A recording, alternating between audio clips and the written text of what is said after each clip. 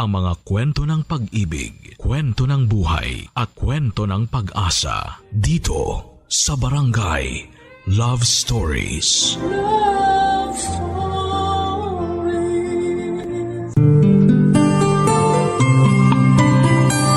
Napagod ka ba? Medyo, pero sulit naman ang lahat ng pagod dahil alam ko na nakatali ka na sa akin. Ha? Sino naman nagsabi na magpapatali ako sa'yo? Aba, ibig sabihin may bala ka palang iba no? Bakit nagpakasal pa tayo? Oo, iba plano ko. Kasi ang gusto ko, ikaw yung nakatali sa akin para sigurado akong di ka makawala. Ang galing no? After 8 years, tayo talagang binigay ng langit sa isa't isa. Kahit na ang dami nating pinagdaanan na hindi okay, at least hindi tayo nagpatalo, 'di ba? Dahil yun sa'yo, kaya nagpapasalamat talaga ako na ikaw yung babaeng nakilala ko eh. Tigilan mo nga ako. Ang dami mo nga kakilalang ibang babae, kaya nga dahil sa sobrang dami nila, muntik pang hindi mauwi sa kasalan ng relasyon natin eh. Yan ka naman eh. Akala ko ba naman nakaraan na yon? Tapos na. Hindi na natin kailangan pag-usapan. Ikaw kasi. Kasal na nga tayo, binubola mo pa ako. Hindi yun bola, no? Totoo yun. Paano naman kasi? Kung di naman ikaw yung babaeng tipong kaya akong pagpasensyahan, intindihin, tsaka mahalin, di wala akong makasama habang buhay ngayon. Totoo yun. Dahil kung hindi naman ikaw ang lalaking mamahalin ko, di hindi na ako matututong umunawa. Salamat ha. Salamat din. Salamat dahil tinupad mo yung pangako mo na papakasalan mo ko meron o wala mang laman ng tiyan ko. Sabi ko naman sa'yo, mahal kita eh. Ikaw lang yung ayaw maniwala sa akin minsan eh. Ay, ang sarap pala talaga ng pakiramdam ng kinakasal, no? Alam mo yung hindi maipaliwanag yung pakiramdam? Aminin mo, nakita kita kanina, umiyak ka. Ha? Ako? Umiyak ka kaya. Hindi ko alam kung nagsisisi ka dahil wala ka ng kawala o naiiyak ka dahil masaya ka. Hindi lang kasi mapaniwala na lalagay pala ako sa tahimik na kasama ka. Siguro nga nagsisisi ka, no? Nagsisisi ako, oo. Dahil ginawa ko pa yung mga maling bagay sa'yo dati. Nagsisisi ako kung bakit nasaktan kita dati. Samantalang ang dulo pala natin, tayo din. Alam mo yun, nanghihinayang ako sa mga panahon na nagkatampuhan tayo. Di sana mas marami sana tayong magandang alaala. Hayaan mo na yun. Ang mahalaga, magsimula tayo ngayon. Ibang buhay nang meron tayo. May iba nga pala ako. Medyo marami-rami yung nakuha natin kanina sa money dance ah. Sana kung pwede, wag na muna natin galawin yun. Pondo na lang muna natin sa magiging anak natin. Yun nga rin yung sasabihin ko sa'yo. Itabi natin yun hanggat may pera naman tayong sarili na pwede nating gastusin. At dahil tapos na yung kasalan, at tayong dalawa na lang na dito sa kwarto, ito na yung panahon para, alam mo na. Para matulog tayo dahil pagod tayo pareho. Pero syempre, bago matulog, kailangan mo na magpantok. Di manood tayo ng TV. Di kayo magbasa ng libro. Gusto kong magpapawis eh. Ano, suntukan? Wrestling pala ang gusto mo Pero alam mo, kahit sino sa atin yung mabilangan ng 1, 2, 3, pareho pa rin tayong panalo. Ano pang hinihintay mo? Gusto mo ba may referee pa tayo? Kasi ako, ayoko nahihiya ako. I love you, be. Mas love kita. Wrestling na tayo, ano?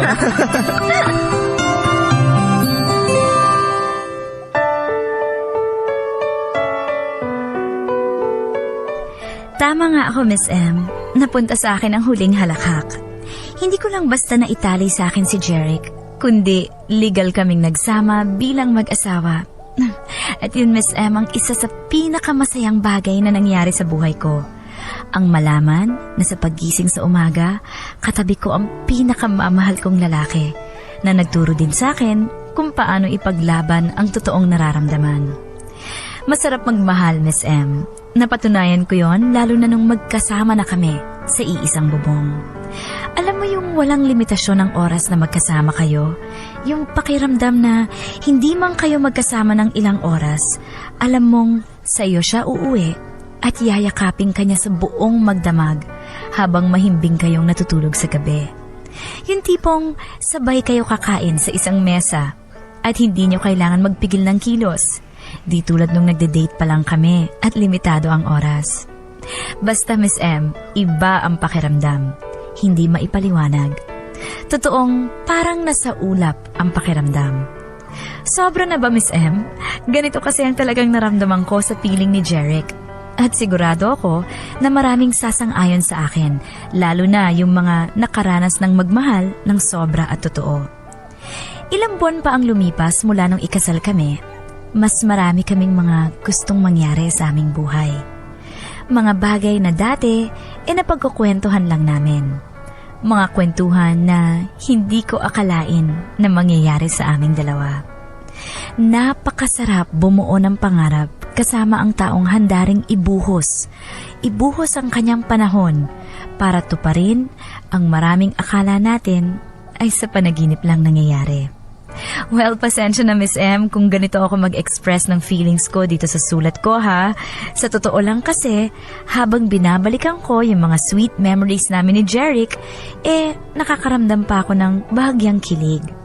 Patunay lang siguro na totoo ang naramdaman namin para sa isa't isa.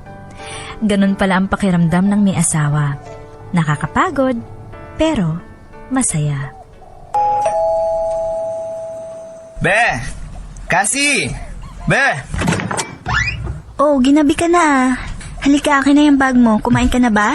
Hindi pa nga Ikaw, Hindi pa din. Hinihintay nga kita para sabay tayo. may nakain na ba?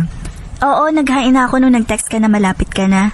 O ano, magbibihis ka muna o kakain ka na muna? Kain na muna tayo. Gutom na talaga ako Sige, tara. Bakit ka nga pala ginabi? Paano ba naman ang hilig sa rush ng bago naming boss? Bukas na pala kailangan. Kanina lang sinabi. Alam mo naman sa opisina, kahit na magtrabaho ka ng mahabang oras, tapik lang sa balikat yung kapalit. Pero kapag umuwi ka ng maaga, kulang yung sweldo. Ay, yan ang hirap kapag empleyado ka Hirap yumaman kapag sweldo lang yung aasahan mo.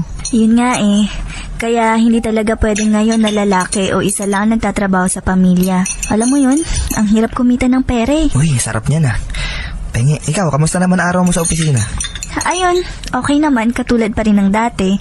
Namamanhid na nga ang kamay ko kakahawak ng perang hindi naman sa akin Minsan nga, naisip ko kapag nagbibilang ako ng pera sa bangko, sana pera na lang natin talaga yung hawak ko. Tsaka iniisip ko nga minsan kung ano ba yung pakiramdam ng maraming pera. Yung tipong kahit hindi na magtrabaho may gagastusin pa rin tapos hindi ka nag-aalala na baka maputulan ka ng kuryente, ng tubig, o kaya baka mawala yung laman ng ref, kung may bigas pa ba o... Alam mo yun, ano kaya ang buhay ng mayaman no? Siguro masaya din, pero syempre di naman perfecto yung mga buhay ng mga yun. Lalo na kapag nagkaanak tayo. Dapat lalo tayo magdoble kayo Kaya nga ngayon, di lang doble kayod yung ginagawa ko. Kung pwedeng triplein o apatin, gagawin ko syempre kapag nagka-baby na tayo, habang lumalaki yung bata, lumalaki din yung gastos, di ba? Sinabi mo pa. Diaper pa nga lang magkano sa isang araw makakailang palit ba ang bata? Sa gatas naman, buti kung magpapa-breastfeed ako. Kung hindi, syempre kawawa naman ng baby kapag tinipid natin sa gatas, di ba? Baka ang isang karton na maliit na magandang klaseng gatas, lagpas 200 pesos na. Pero madali na yun. Ang mahalaga, magka-baby tayo. Ang dami nga nating nabibili minsan na di naman natin kailangan Yun nga lang talaga, kailangan natin mag-adjust ng konti para sa bata. Alam mo be, kanina nag-half day ako. Oh, bakit? May masakit ba sa'yo? Wala naman. Ano ba yung pagkain mo? Maubos na ako ng kakakain ko dito. Hindi yung pa nababawasan yan. May sakit ka ba? Parang wala kasi akong gana Oh, bakit ka nga maaga mo Parang iba nga kasi yung pakiramdam ko. Wala naman akong lagnat. Parang antok na antok lang talaga. Di ka naman nagpupuyat, di ba? Yun nga Kasi, tingnan mo to. Ano yan? Tingnan mo. Oh, ano to nakasulat sa papel na to? Sino yung sulat nito? Ako. Anong ibig sabihin nitong 2 linyang sinulat mo? Ako, tsaka ikaw. Ano? Ako, tsaka ikaw yan. Magiging nanay at tatay na tayo. Yan kasi yung lumabas sa pregnancy test ko kanina. Pag daw kasi 2 linya, positive. Buntis ka? Buntis ka, be? Totoo? Hindi nga. O kumain ka mabuti. Ito, buti gulay yung nanda mo. Kain na, kain ka ng kain. Sa wakas, nagbunga din yung madalas natin pagre-wrestling.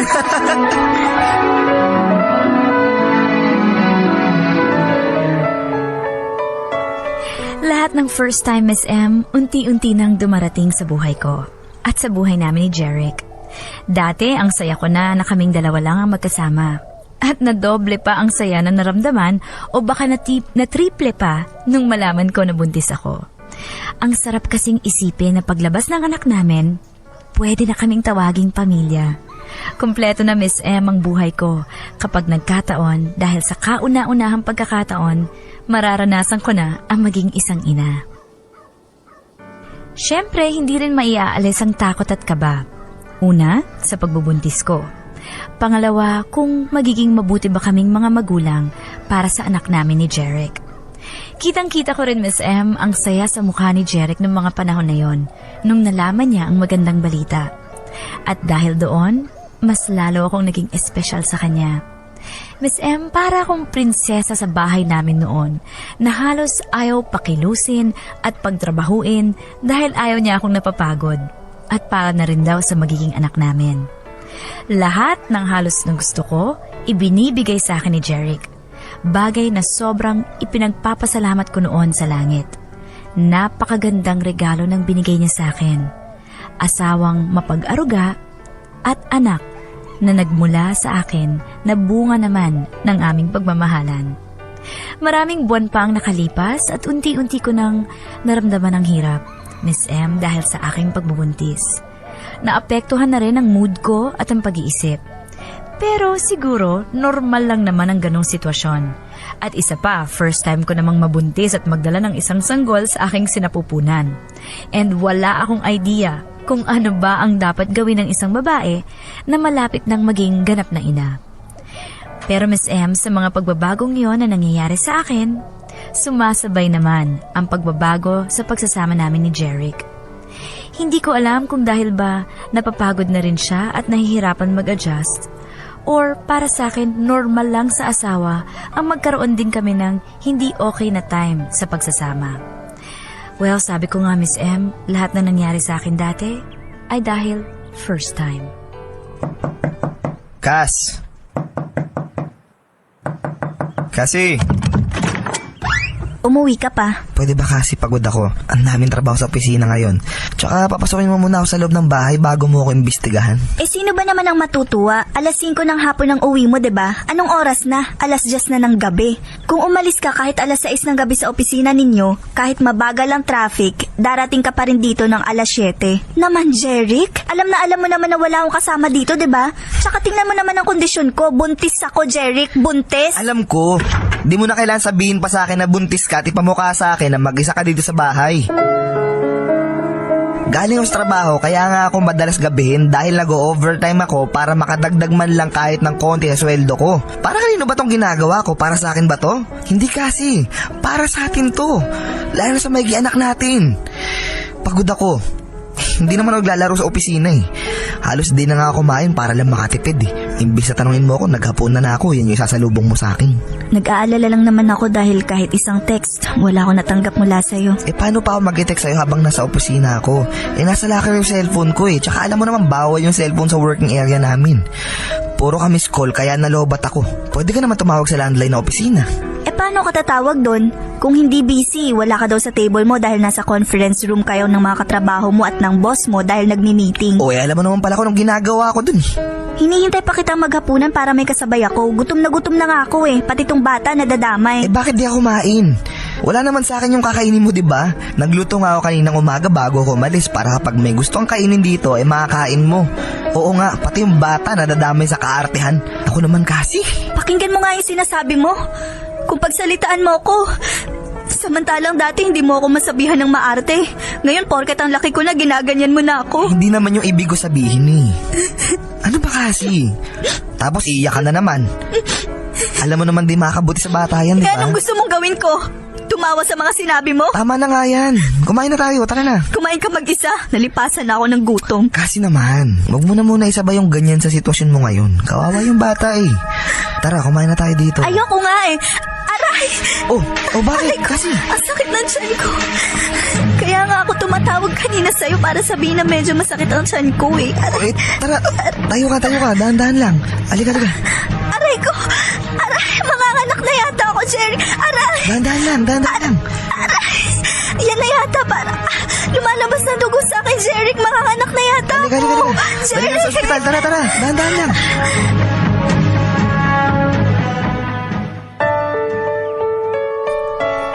Gusto kong lawakan, Miss M, ang utak ko habang nagkakaroon kami ng komprontasyon. Pero hindi ko mapigil ang bibig at sarili ko sa pagsasalita sa kanya. Halos nagsumbatan na tuloy kami. At alam kong mahirap din naman ang sitwasyon ni Jeric dahil bukod sa trabaho sa opisina pagdating sa bahay, ako naman ang aasikasuhin niya. Pero siguro naman Miss M, normal lang sa asawang lalaki na asikasuhin ang kanyang buntis na misis. Sumama talaga ang loob ko ng mga oras na yon habang nagtatalo kami. Gusto kong ipamukha sa kanya na hindi biro ang nararamdaman ko sa aking pagbubuntis, na anak din naman niya ang dinadala ko. At ang isang pa ako ang nasa hukay kapag dumating na ang oras na kailangan ko nang ilabas ang bata na nasa sinapupunan ko. Hindi ko nga maintindihan, Miss M, kung manganganak nga ba talaga ako ng mga panahong yon o nadala lang ako sa stress dahil nga sa simpleng pagtatalo namin ni Jeric. Pero kahit ano pa man ang naging dahilan kung bakit ako napaanak, Miss M, masaya pa rin ang naging dulo dahil sa loob ng 6 na buwang paghihintay, nakita na namin ang produkto ng aming pagsasama at pagmamahalan. At first time kong makaramdam ng takot na hindi ko maipaliwanag. Halo-halo na siguro. Takot dahil hindi ko alam kung ligtas ba ang panganganak ko, at takot kung ano ang susunod na mangyayari sa aming pagsasama ni Jeric kapag lumabas na ang aming anak. Lahat ng yun, Miss M, wala akong kahit konting idea. Nakaka-excite na nakakakaba. Pero ang sinabi ko na lang sa sarili ko, mahal ko naman ang aking mag-ama. At sapat na yon siguro para mas maging positibo ko sa mga pwedeng mangyari sa amin. Ang mahalaga, alam ko na sa simula ng ikasal kami ni Jeric, masasabi kong, I finally found someone.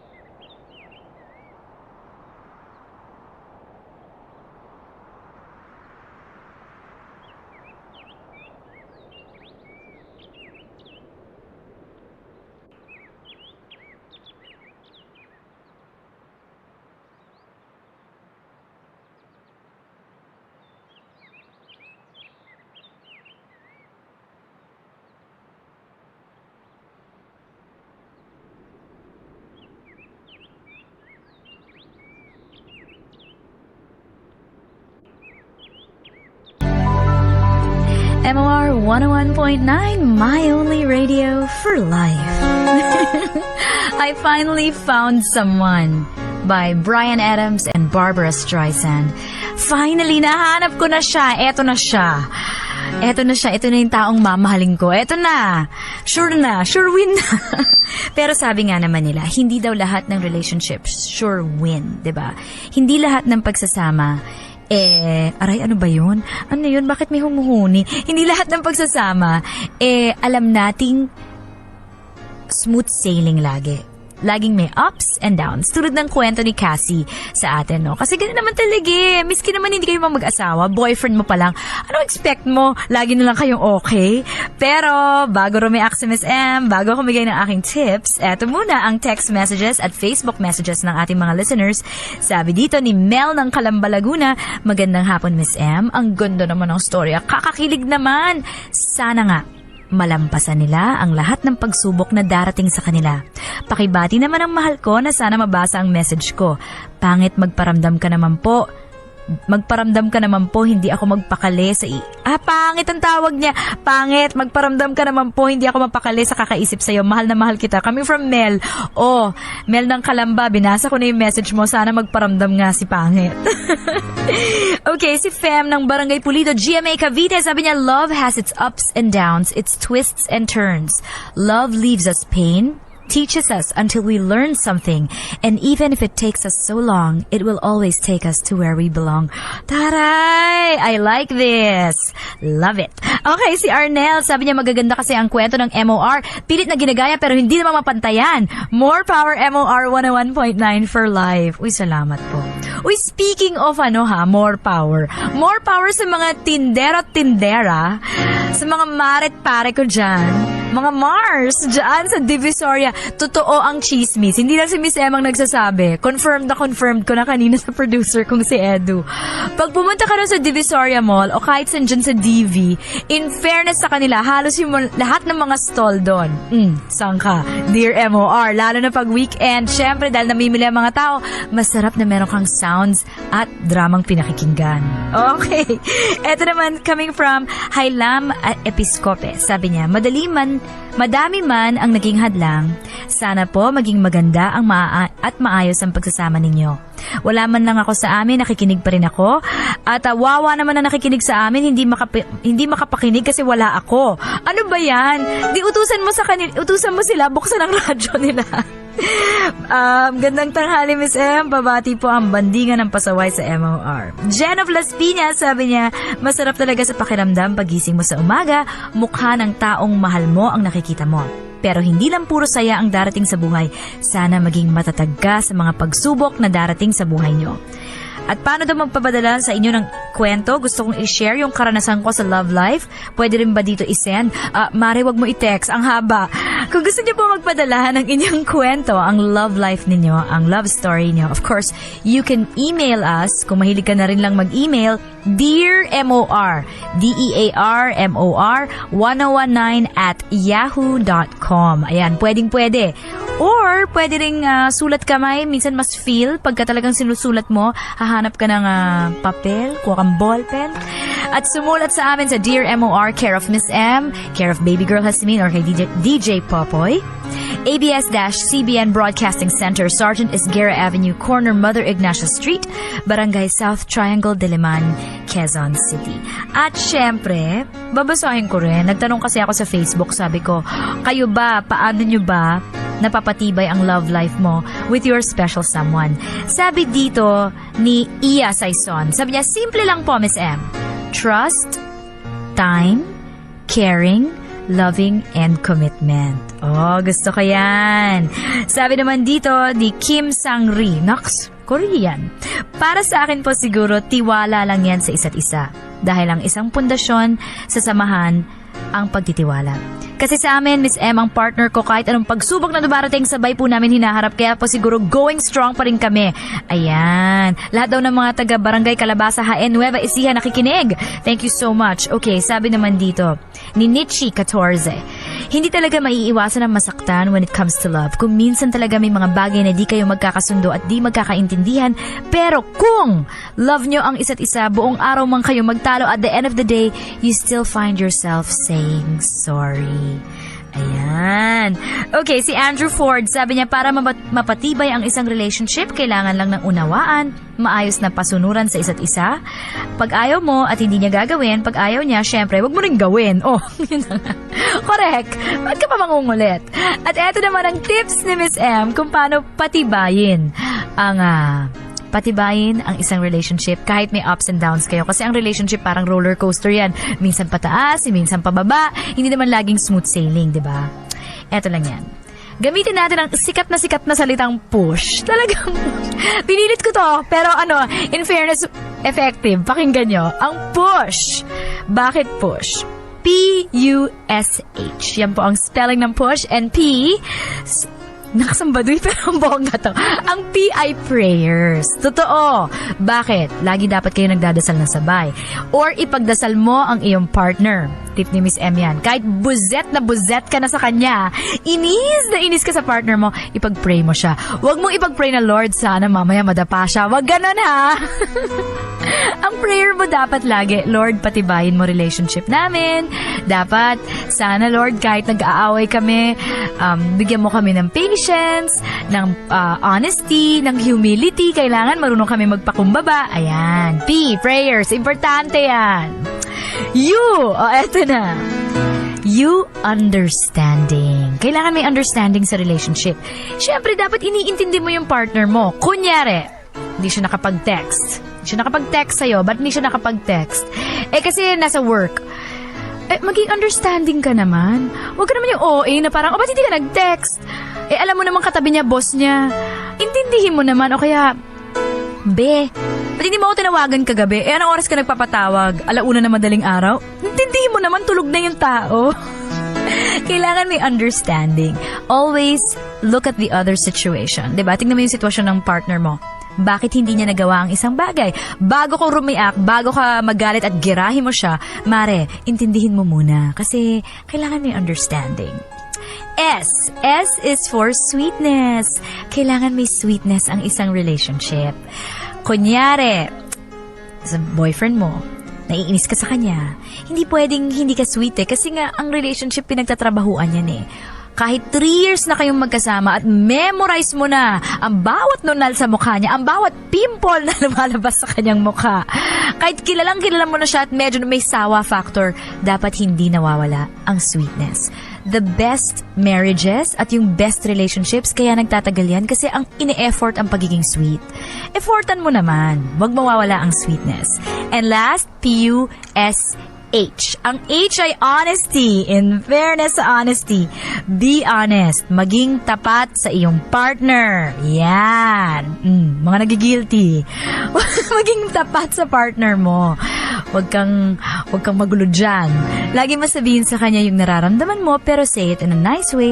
And of course, ang pagiging tapat, kasama din dyan yung stick to one.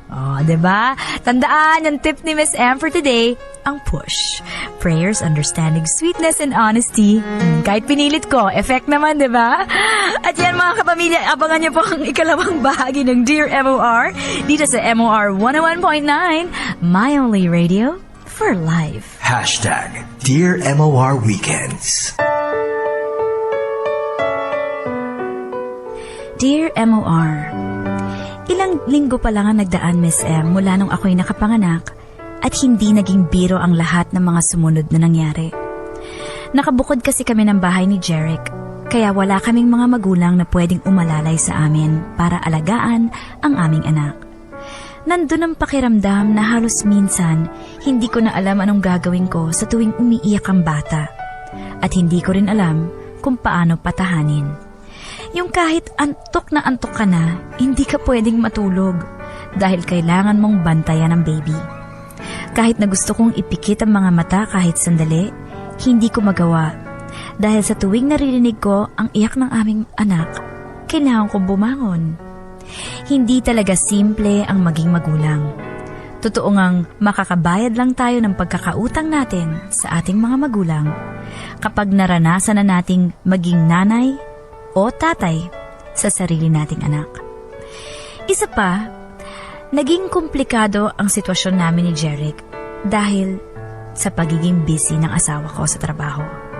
Kaya madalas, hindi siya nakakatulong sa gabi para alagaan ang anak namin. Kung hindi siya pagod, sa bahay niya ginagawa ang mga trabahong hindi niya natatapos sa opisina. Miss M, pilit ko namang iniintindi si Jeric dahil alam ko namang hindi simple ang sitwasyon niya at busy talaga siya. Pero dumarating lang ako sa puntong naghahanap ng lambing galing kay Jeric. At syempre tao lang naman din ako na napapagod din kahit papaano sa pag-aalaga ng aming anak.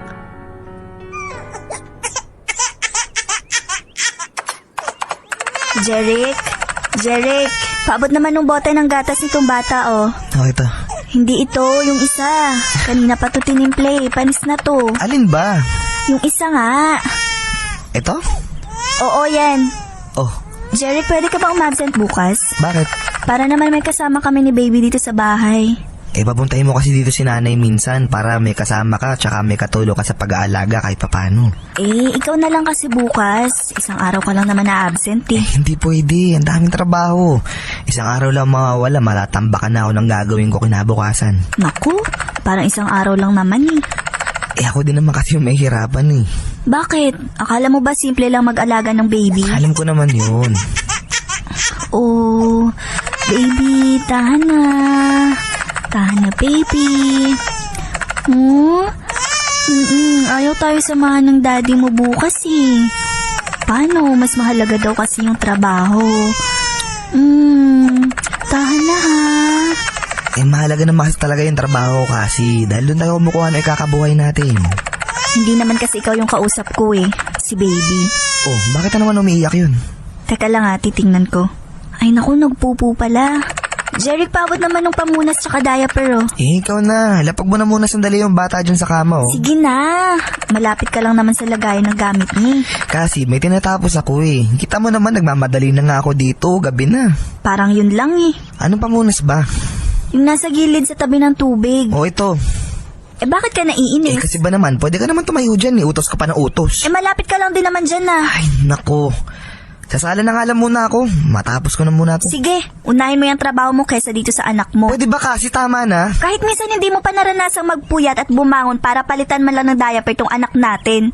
O kaya naman magtimpla man lang ng gatas kapag umiiyak. Ni hindi ka nga yata marunong maghele dahil mas nauuna ka pang matulog sa pinapatulog mo. Wag mo daw sa trabaho, pwede ba? Oo na. Magtrabaho ka hanggat gusto mo. Doon ka na sa sala. Samantalang dati nung wala pa tayong anak at di pa ganito ang itsura ko, kung pwede lang, huwag ka nang humiwalay sa tabi ko eh. Sige na. Ewan ko sa'yo. Malayo na ng narating na usapan natin. Ang hirap mong kausap. Ang hirap mo din naman kasama. Hindi ka maasahan sa pag-aalaga kahit 10 minutes man lang. Sige na, tapusin mo na yung trabaho mo. Doon ka sa sala o kaya sa labas ng bahay. O baka naman gusto mo sa bahay ng iba para walang istorbo sa'yo. Bahala ka nga dyan. Dumating kami, Miss M, ni Jeric sa puntong madalas na kaming magtalo at hindi magkaintindihan. Siguro dahil na rin sa nagkakasulubong kami ng init ng ulo dahil sa pagod. Doon ko na unti-unting nararamdaman ang pagbabago niya sa akin. Parang hindi na siya yung Jeric na nakilala ko at pinakasalan. Ang laki ng pinag-iba niya, Miss M. Wala na yung atensyon at sweetness na dati binibigay niya sa akin. Parang ibang taon siya. Nakasama ko lang sa bahay dahil kailangan niyang umuwi para matulog, maligo at magpalit ng damit. Nakaramdam na rin ako ng insecurities, Miss M. At dahil sa pakikitungo sa aking iyon ni Jeric, nawalan na rin ako ng kumpiyansa sa sarili ko. Ang daming naglalaro sa isip ko. Iba't ibang dahilan kung bakit siya nag-iba. Dahil ba iba na ang itsura ko? Dahil ba napapagod siya kapag kasama ko siya? O baka hindi pa siya handa maging isang ama? Maswerte na Miss M kapag hindi kami nagtalo sa loob ng isang araw. At madalas, napapaiyak na lang ako sa kwarto namin habang karga-karga ko ang anak namin. Hindi ko kasi minsan matanggap na kaya akong pagsalitaan ni Jeric. Ang dami ko na kasing naririnig sa kanya na dati hindi naman niya nasasabi sa akin. Kasabay ng mga pagbabagong yon, Miss M, ni Jeric, ay ang pandududa ko na baka may kinahuhumalingan na siyang iba. Ibang babae na pwedeng makapagpasaya sa kanya. Babae na umuubos ng atensyon niya na sana sa akin na lang napupunta. Kaya lalong hindi nagiging okay ang pagsasama namin ni Jeric. Nakakalungkot lang dahil kung kailan kami nagkaroon ng anak, tsaka pa nagkaloko-loko ang aming pagsasama. Iniisip ko tuloy kung may pagkukulang ba ako. May kulang ba sa akin? O sadya bang nawalan na siya ng gana sa kung sino ko?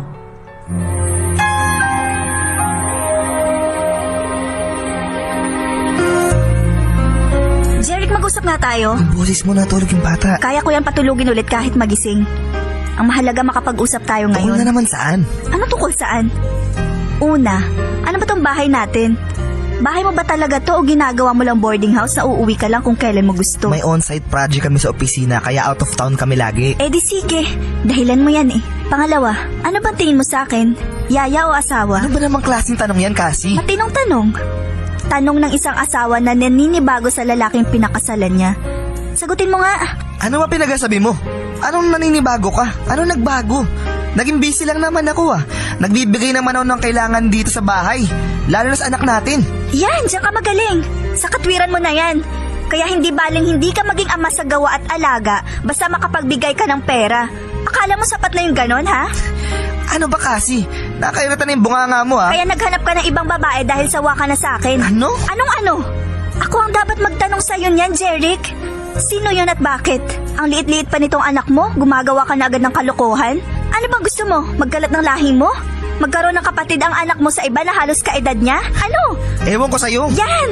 Kapag ipit ka na at wala ka nang masagot, ewan ko sa'yo ang isasagot mo sa akin. Alam mo, kung ayaw mo na kaming kasama ng anak mo at kung ayaw mo na sa akin, dahil malayong-malayo na ako sa itsura ng babaeng pinakasalan mo noon, bukas ang pinto, Jeric. Pero itong sasabihin ko sa'yo darating ang araw na kakatok ka ulit sa pintong yan at pagdating ng oras na yon, ako naman na mag-iisip kung pagbubuksan ba kita. Kasi ikaw nagsasabi niyan. Alam mo wala naman ako balak iwan kayo lalo na yung anak natin. Pero sa mga pinagsasabi mo, tinutulungan mo ko magdesisyon. Siguro nga kailangan natin ng panahon para mapag-isip-isip.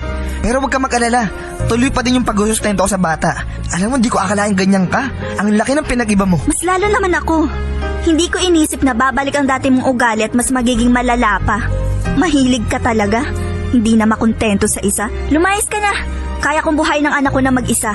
Kaya ko siyang palakihin na ako lang ang kikilalanin niyang magulang. Mahala ka sa buhay mo, ang labo mo. Mas malabo ka. Hindi bali anak. Iniwan man tayo ng mahilig mong ama. Huwag kang mag-alala. Kakayanin nating mabuhay ng tayo lang dalawa. Isang araw, pwedeng bumalik siya. Mahal ko ang papa mo Pero may pride din naman ang mama mo. May pakiramdam din ako. Pero sa ngayon pasensya na pero ganito muna tayo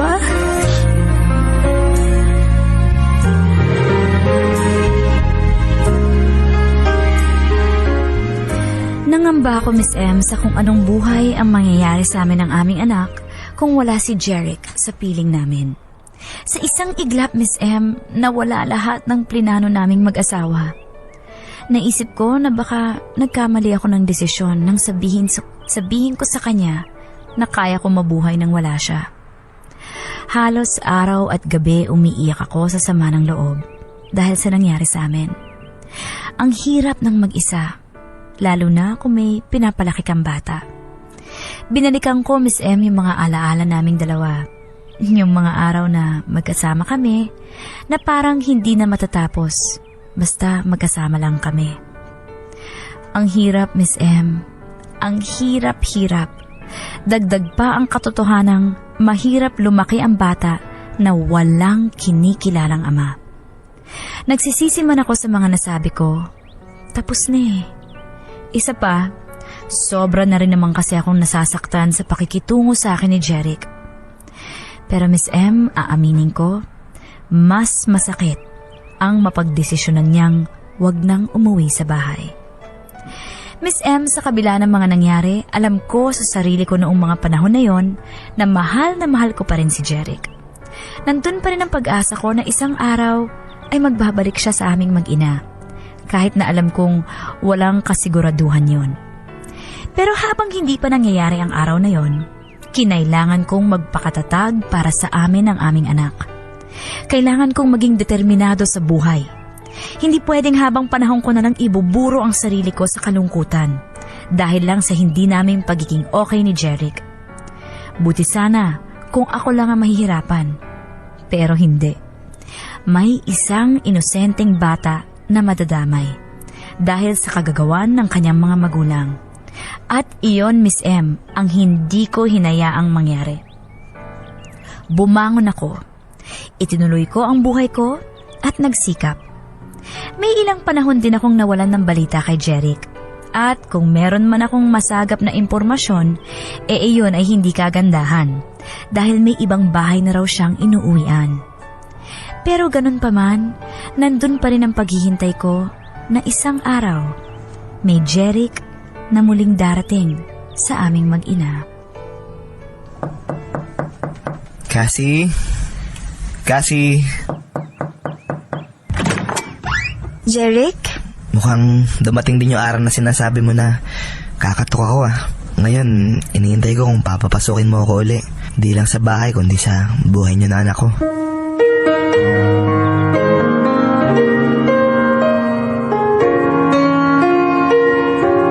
Alam mo, Jeric, simula nung maghiwalay tayo, ang dami kong naisip.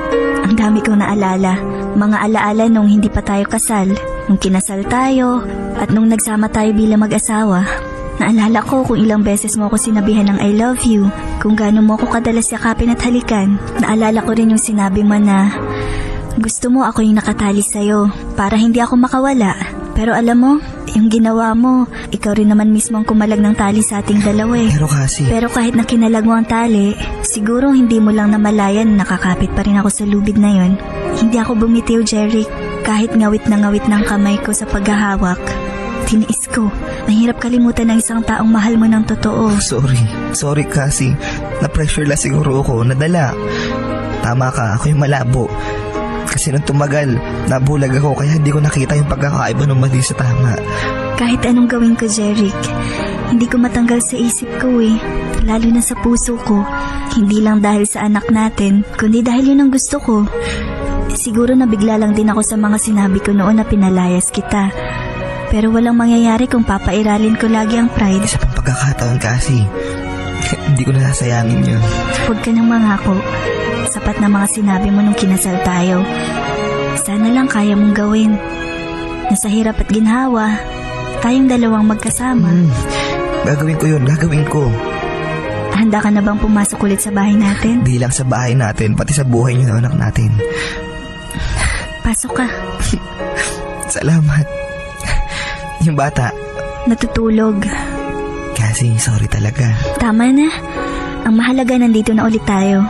Alam ko namang darating ang araw na to eh. Na isang araw, magiging masaya tayo ulit. Na isang araw, maiisip mo na mahalaga kami ng anak mo. Na isang araw, ngingiti ako at kayo ni baby ang dahilan nun. I love you, babe. Mahal din kita. At di ko na yun kailangang sabihin pa. Sapat na siguro na hinintay ko ang muli pagbalik. Halakhak. Kundi ang totohanang sa kabila ng lahat, ako pa rin ang kanyang pinili na makasama. Dumating ang isang araw na pinakahihintay ko na muli siyang magbalik sa akin. Masakit man at nasaktan man ako ng sobra dahil sa mga nangyari sa aming buhay mag-asawa ni Jeric, mas pinili ko ng kalimutan ng sakit.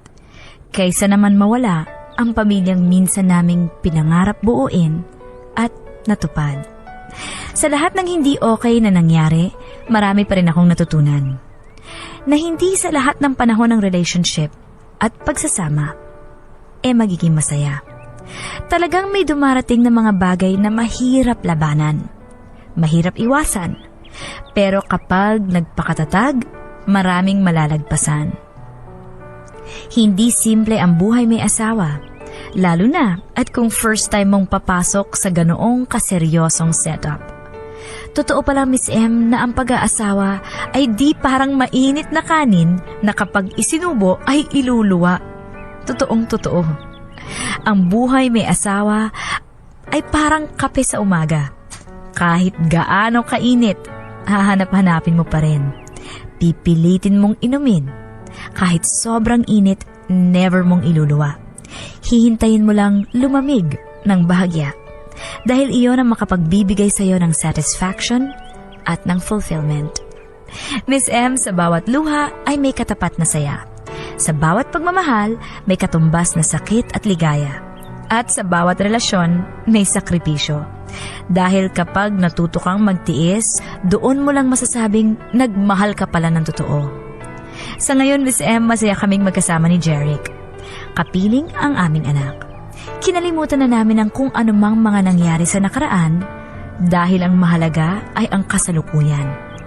At ang mga magagandang bagay na pwede pang mangyari sa aming dalawa para sa kinabukasan. Hindi na uli kami patatalo sa simpleng hindi pagkakaintindihan. Dahil Miss M, ang maliit na gusot lumalaki kapag hinayaan nating mapasok ng husto ang ating pagsasama. Ito lang Miss M at maraming salamat sa panahon at pagkakataon na maging bahagi ng inyong programa. Nagmamahal, kalilimutan ang mga nangyari, gawin mong instrumento para maituwid ang mga mali. Sabi naman ni Kuya Win, hi Kuya Win, ang San Mateo Rizal, share ko lang ulit ang nabasa ko, the art of patience is not much about how long one can wait, but it's about how one behaves while waiting. Nax!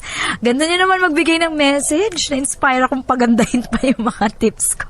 Parang hindi ako malaos sa inyo, no? O, eto. From our listeners, sabi dito, sabi naman nila, Miss M, para sa akin. Ayan. Magandang tanghali. Dapat give and take kayo sa relationship nyo at unawain ang isa't isa. Coming from Michelle Brioso. Ayan. Gusto ko to. Give and take naman talaga dahil walang relationship na tumitibay kung hindi nagbibigayan ang partners. Importante yan kasi alam naman ikaw lang yung give ng give o kaya ikaw lang yung take ng take. Dapat sakto lang, di ba? Sabi ni Jessa Roca, relate much sa story, Miss M. Ang pag-aasawa masarap lang sa una pero pag tumagal na, nakakasawa na. Ano ba, Jessa? Lalo na pag lumabas na ang totoong ugali ng isa't isa. Jessa, sana hindi ka magsawa. Sana patibayin nyo. Push nyo yan. Okay, sabi dito ni Renan Galapate, ang ganda po ng kwento nyo. Inaabangan ko po yung part 2 narinig na niya. Pakibati po yung kawork ko sa mga lahat ng Estelman kay Kuya Randay. Ayan, thanks so much for tuning in.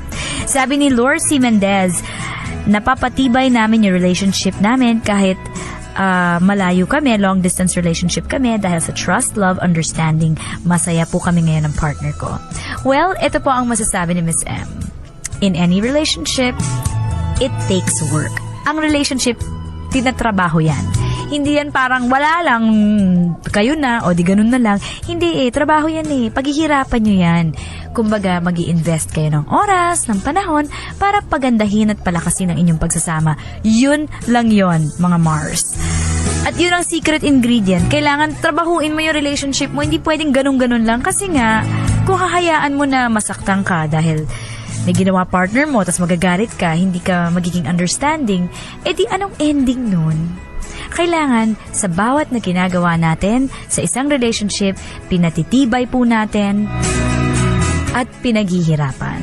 I-push nyo ng bonggang-bongga. At kung kayo po ay merong love story that you want to hear here on Dear MOR, you can always email us, dearmor1019@yahoo.com. Ulitin natin yan, dearmor1019@yahoo.com. You can also write us. Sulatan niyo po kami sa ABS-CBN Broadcasting Center, Sergeant Esguerra Avenue, corner Mother Ignacia Street, Barangay South Triangle, Diliman, Quezon City. Ayan. Yan po ang addresses na kung saan isulat nyo lang po ang inyong love story, ang kwento ng inyong buhay kung gusto nyong marinig dito sa Dear MOR. Kung gusto nyong marinig dito sa Dear MOR. Kung gusto nyong marinig dito sa Dear MOR. Oh babe, wala ka na ba nakalimutan na dalhin? Wala naman na babe. Okay na lahat. Mabuti naman. Ayan, ako sa babe ka. Namimiss kita. Nako, ikaw talaga. Mamimiss din kita. Babe, salamat Para sa naman? kasi babe, ikaw pa tong sumagot sa pamasahe para lang makauwi ako sa Davao. Wala yun, no? Saka para makasama mo na din yung mga magulang mo. Alam ko naman na miss ka na rin nila. Ay, kung pwede nga lang kita isama Trabaho kasi ako, baby. Di bale, baka sa susunod na uwi mo, makasama na rin ako sa'yo. Sana nga. Ay nako, matagal-tagal din kitang hindi makikita. May miss talaga kita ng sobra. Lalo na yung kapilyuhan at kagapuhan mo. Ano ba, babe? Total, maya-maya pa naman yung flight mo. May oras pa naman tayo. Sus, ikaw talaga. Sige na, babe. Please? Oo na, matitiis ba naman kita? Siyempre naman, payag ako. Ayos. Ikaw talaga, kahit kailan ka. Calling all passengers of flight 784 going to San Francisco, please proceed to gate 7. Calling all passengers of flight 784 going to San Francisco, please proceed to gate 7. Oh, babe. Mag-iingat ka, ha? Oo naman, ikaw din ha. I love you, babe. Bye. Bye.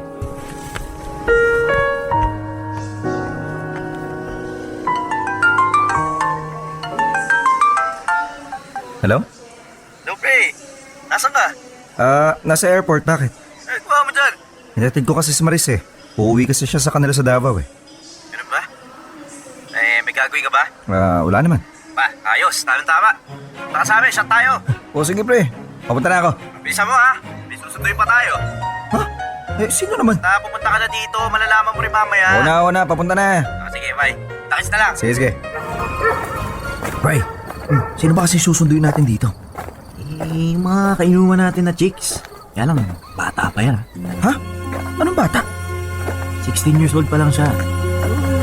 Okay naman. Seryoso ka ba? Oo! Ang mga kulit na ito eh. Ito na pala tayo sa kanila. Ella? Ella? Ella? Oh, ba't ngayon lang kayo? Kanina ko pa kayo hinihintay eh. O, tara na. Nga pala. Tropa ko nga pala. Ella si Troy. Troy si Ella. Hello? Hi. Oh, ba't naman ganyan yung tingin mo sa akin? Kasi... ang ganda mo pala. Sus, bolero. Mabuti pa, tara na. Uminom na tayo. Mabuti pa nga. Hoy, pre, tara na. Susunduin pa natin yung iba eh. Uy, natameme ka dyan. Tara na. Sorry sige, tara na. Popoy at Asmin, ang ganda talaga ni Ella at kahit sinong lalaki ay matutulala at maakit sa kanya kapag nakita siya.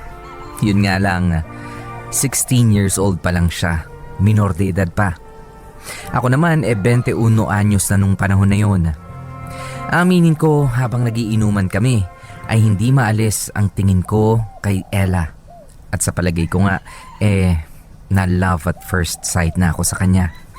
Kahit na alam kong mali dahil may girlfriend na ako at bata pa siya. Pero talagang tinamaan na yata ako agad sa kanya at nagpakilala ako sa kanya bilang single. Matapos ang gabing yun, naglakas loob akong yayain siyang magkita ulit kami sa birthday ko. Oo, niyaya ko siya at nagkita nga ulit kami at nag-inuman. Nalasing at nag-check-in kami sa motel. Mabuti na lamang dahil hindi nahalata na minor de edad lang siya kaya nakapasok kami.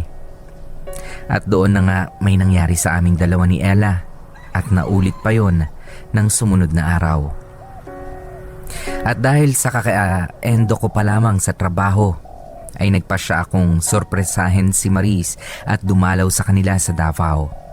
Pero bago muna yon nakipagkita muna ako kay Ella at pumayag naman siya na magkita ulit kaming dalawa. Yun nga lang ay mas lalo tuloy akong naguluhan sa nararamdaman ko para kay Maris. Dahil habang papunta ako ng airport ay si Ella na ang nasa isipan ko. Sandali na lang. Makakasama na kita kayo.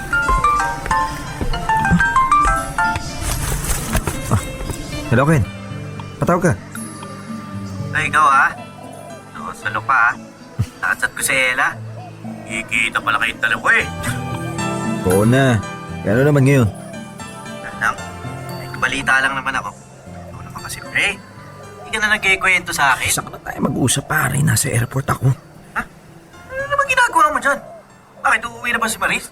Di pa pre. Susundan ko lang siya doon. Susurpresahin ko. Medyo namimiss ko na rin kasi. Boss, namimiss daw. Pero may Ella ka na naman. Baka nga maingay dyan, baka mamaya may makarinig sa'yo eh. Sige na, saka na tayo mag-usap, baka mamaya maiwan pa ako ng aeroplano dahil sa'yo. Sige na. Ingat, pre. Happy trip. Sige, salamat, bye. Smuso talaga yung loko na yun. Kailan talaga. Nandito na sa wakas. Teka, 256 Mabini Street. Ito nga yung address nila, Maris. Sana naman tama ako. Tao po! Magandang araw po. Oh, iyo. Sino ka ba? Anong kailangan mo? Dito po ba nakatira si Maris? Oo, bakit?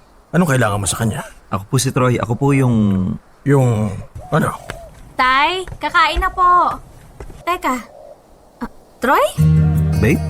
Maris, sino ba siya? Babe! Anong ginagawa mo dito? Tay, siya po si Troy. Siya po yung boyfriend ko. Troy? Ikaw pala yun, iho. Pasensya ka na, hindi kita gaano namukhaan. Medyo, hindi ko na kasi tanda yung picture mo na pinakita ni Maris sa akin eh. Ayos lang po. Mano po? Kawa ka na, Diyos. Sige na, maiwan ko muna kayo dyan, ha? Babe, bakit ka nandito? Hindi ka man lang nagsabi na pupunta ka. Namiss kasi kita eh. Hindi ko na sinabi sa'yo na pupunta ako kasi gusto kong sorpresahin kita. Nako ha, ikaw talaga babe. Buti na lang hindi ka naligaw. Paano ako maliligaw? Di ba nga ilang beses kong tinanong sa'yo noon? Saka nung nagka-chat tayo kung paano pumunta sa inyo? Kaya naman pala tanong ka ng tanong eh. Akala ko nga nahalata mo na pupunta ako sa inyo eh. Buti na lang hindi mo naisip, kung hindi wala na surprise. Oo nga, buti na lang hindi ko talaga naisip yun. Ikaw ha, pinakilig mo naman ako babe. Ang saya-saya ko talaga babe na dumating ka. Hindi naman masayang-masaya ako na sa wakas nakita din kita. Namiss kaya kita. Ako din naman namiss din kita eh. Tara babe, dun tayo sa loob. Ipapakilala kita kila nanay at sa mga kapatid ko. Sige babe. Popoy at Asmin, ipinakilala ko ni Maris sa pamilya niya at masayang-masaya naman ako dahil nagustuhan nila ako. 3 weeks akong nagstay sa Davao. Pero kahit na nandun na ako, si Ella pa rin ang laman ng isipan ko. Ang alam ni Ella ay nasa Palawan ako para magbakasyon lang. Minabuti kong huwag sabihin sa kanya na nasa Davao ako dahil baka magtanong siya kay Ken at mabuko nga ako. Kahit na magkalayo kami, ay lagi ko pa rin siyang itinetext at minsan ay nag-online ako sa computer shop para lang makausap siya kapag may pagkakataong abala si Maris sa mga gawaing bahay. Mabilis na natapos ang 3 linggo at kinailangan kong bumalik sa Maynila. At pagdating ko ay nakipagkita agad ako kay Ella.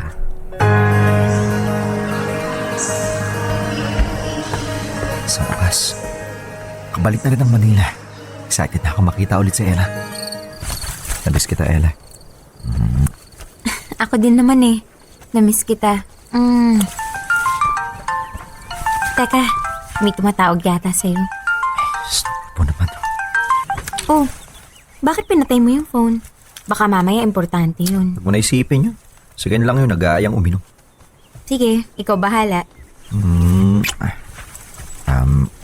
Ella? Oh, bakit? May sasabihin sana ako sa'yo. Ano naman yun? Huwag ka sana mabibigla, pero pakiramdam ko kasi na Na ano? tinatama na ako sa'yo eh. In short, gusto kita. Talaga?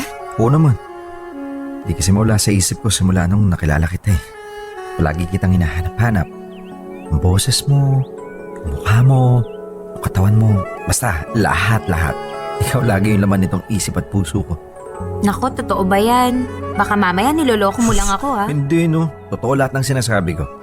Gusto ko nga maging tayo eh. Agad-agad? Hindi ka man lang manliligaw? Siyempre manliligaw pero doon din naman pupunta yun. Ikaw talaga? Masyado kang mabilis. Bakit pa naman kasi natin patatagalin kung doon din naman yung punta, di ba? Kaya okay na din yung mabilis para naman mas masulit pa natin yung isa't isa. Ewan ko sa'yo. Hindi mo man lang ba ako tatanungin kung gusto rin kita? Siyempre tatanungin kita, no? Ano? Gusto mo rin ba ako? Alam mo rin naman yung sagot eh. Sabi ko na nga ba eh. Pag-usapan ulit natin to mamaya, ha? Sa ngayon tapusin na lang muna natin to. Teka, Troy. Oh, bakit? Hindi ka ba maglalagay ng... Alam mo na, Baka mamaya ha, mabuntis mo ako niya. Hindi na ako nang bahala. At kung mabuntis kita, handa naman kitang panindigin. Pero, Huwag ka na magsalita. okay. Popoy at Asmin, pagkatapos ng 3 araw ay naging kami na rin ni Ella. Sabi ko kasi sa kanya ay gusto kong maging kami na at hindi naman siya tumutol dito. At makalipas nga ang ilang buwan ay nalaman ko na lang na nabuntis ko na pala si Ella. Natural, nagalit ang mga magulang niya sa akin pero dahil sa sinabi kong handa naman akong panindigan ng anak nila ay hindi na rin sila nagalit pa. Yun nga lang, hindi ko masabi-sabi kay Papa ang totoo dahil sigurado akong magagalit siya lalo. Dahil ang alam niya ay si Maris ang girlfriend ko. Kaya naman nagawa ko munang itago si Ella. Pinupuntahan ko na lamang muna siya sa bahay nila habang nagbubuntis siya para dalhan ng mga panggastos sa araw-araw at minsan sa kanila nga ako natutulog. At ganoon ang naging setup namin sa loob ng 8 buwan na paghahanda niya sa kanyang panganganak. Dear MOR Babaero. Ay naku, nakaka-depress itong unang bahagi na. Nakaka-depress at nakakaawa ang ating letter sender na si Troy. Nakakaawa? Oo, ay Hasmin, kawawa talaga yung mga lalaki na ganyan na kinakailangan nilang pumili kung sino bang babae ang kanilang hindi lang mamahalin, kundi yung sisipingan, papatunan, paliligayahin. Oo, yung napakahirap niyan. Papasukin ang buhay. Sobrang effort ang requirement sa aming mga kalalakihan. Kung sakaling dumating sa ganyang punto. Well, ako naman, yan yung obserbasyon ko dun sa mga nakakilala kong ganyan, ha? Wala akong kaibigan na Wala akong kaibigan kasi yung talagang close friend na babaero. Correct. No, wala. Yung mga kwento-kwento, a friend of a friend of a friend. Ganong kalayo yung level. Ayan, ganun ba yun? Ano ba yan? Bigla naman tuloy nagbago ang pananaw ko sa mga babaero. Oo, Nakakaawa pala kayo. Nakakaawa. Kita mo naman, imbis na nagsisilbi ka na lamang sa isa mong minamahal, tama. kinakailangan pa Nakakaawa. na magdalawa. Correct. At saka alam mo, di ba, ito mga nakakaawang tao, usually ito talagang kinaawaan din ng Diyos. Yung mga mabait ba? At sa sobrang bait, ba't hindi na kukunin ni Lord? Yung iba, Diba? napapabilis kapag tatanga-tanga. Correct. Ayan, pero yung iba naman, napapatagal din para mas matagal daw ang gaba. Matagal ang karma, ang epekto ng karma. Ayan, pero hindi Napakadyo. Biruin mo, isang trabaho, Hasmin, ha? Sabi mo na yung 8 hours natin trabaho sa opisina, ang hirap nun. Ang hirap nun. Paano pa? Itong mga lalaki, kukumpara lang natin sa trabaho, ha? Yung babae. May second job ka. Bakit uso yun sa USA kaya hanggang 4 na trabaho? Sa kanila yun. Iba doon. Pero dito sa atin sa Pilipinas, mas mahirap yan. Iba ang klima dito. Biruin mo, Iba rin ba ang swelduhan? Iba rin ang swelduhan. Biruin mo doon kapag ka nagyaya ng magpainit. At least sa ibang mga lugar doon, karamihan sa lugar sa States, malamig. Tama lang na magpainit. Dito kasi mabayaran mo pa kapag gusto mo magpainit. Kailangan mong bayaran at dapat meron kang pambayad. Correct. At saka isa kasi lang naman magpapalamig ka naman dito. Tama.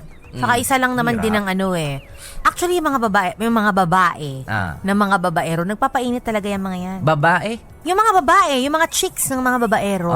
Diba, chicks naman kasi ang tawag ba, may asawa ka. Alba ako, may asawa ako. Tapos ng babae siya. Ang tawag nung asawa ko sa babae niya, chicks. Diba? Kabet, chicks. Okay. Diba? In fairness, iba yun. Yung iba, hindi kabet. Yung iba naman talaga one night stand lang, chicks, diba? yun ang mga tinatawag chicks nga, yung mga pinapatulan na kaya yung nila. yung parang mga doktor din yan. Diba? Yung mga OC. Yung mga OC. Mga on-call. On-call. Chicks, yung mga nagpapa-check up ba? Pa-check up po. Nakakadagdag init talaga yan. Yung mga chicks na yan. Init ng ulo para sa aming mga legal na legal girls. Legal girls, legal girlfriend, or legal wife. Correct, malaking check. Pero eto ka na nga, alam mo usually talaga, ang tanong nga sa mga ganyan, pag may mga lalaking nang bababae, ang tanong, bakit ang bababae pa sila? Hindi ba sila kontento sa mga asawa nila? Whereas dito kasi kay Kuya, nakita naman natin yung absence. Yung absence niya ng kanyang Maris. asawa ni Maris. Yun ang nag-udyok talaga sa kanya. Girlfriend yun Ha? Girlfriend si Maris. Girlfriend niya. Oh. Yung absence ng girlfriend niya na si Maris, yun ang nag-udyok sa kanya para, ayan nga, mambabae. Yan, pero ano yung absences mean? Hindi ko naman hindi naman porke lalaki ko, tinotolerate Kasi nakita ko. naman natin si Maris kanina, pinagbibigyan naman si Kuya. Mabait. Buti sana kung sinisiro siya, di ba? Hindi naman Mabait. siya sinisiro. Ayan, tsaka matinong pakikipagrelasyon. Correct. Matinong pakikipagrelasyon yung You know, why is men always like that? Ay, hindi. Like, you know, when you're already in a good relationship. Sandali lang, yung Yeah. sinasabi mong absence. Ang hirap. Buti na lang tinigilan mo. Yung, Sorry, Kevin. hindi yung sinasabi mong absence. Yung presensya. 3 weeks lang Oh. 3 weeks lang na nagbakasyon. Nagbakasyon, nawala. Isang buwan lang. Ganun lang kaikli. Masyado maikli yan. Kaya nga yun Hindi nga mo pwedeng sabihin yung pero isa yan sa mga problema nga ng mga kalalakihan, lalo na kung medyo bata-bata pa. Very naman kayo. Mas mataas ang level ng libido ng mga Correct. kalalakihan Pero na yun mas nga, bata pa. Hindi ba talaga mapigilan yan? Hindi ba pwede naman kayong kayo na lang? Hindi, ibig sabihin, hindi kayo mga lalaki sa lalaki ha? Huwag naman ganon. Akala